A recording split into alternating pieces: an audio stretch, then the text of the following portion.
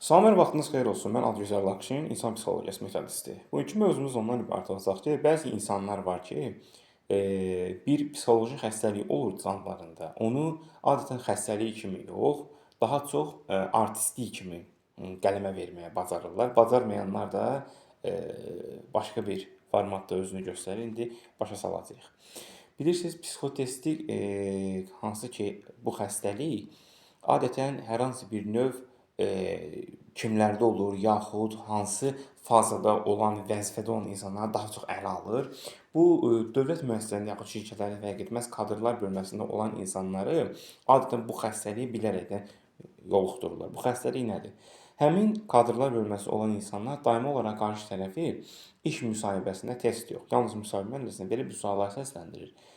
Sən bu dövlət yaxud orqanda, yaxud həmin getdiyin şirkətdə testdən keçdin, artıq müsahibədən kəsmək üçün hansı yollar ələ atırlar? Burda qalmağı planlaşdırırsan, yoxsa çıxıb getməyi? Bunu adətən, təbii ki, hər kəs inkişaf edib bir müəssisədən digər müəssisəyə gedə bilər, bunu kimsə məcbur eləməz və sən çaşarsan, başqa bir müəssisə adı çəkərək inkişaf mərhələsini ora baxarsan, sən kəsildin.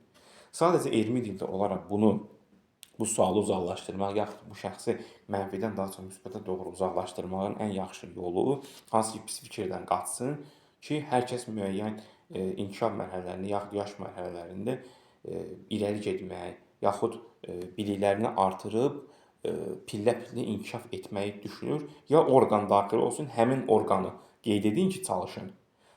Sizi oradan qaçağan düşən bir şəxs kimi qeyd etməsinlər.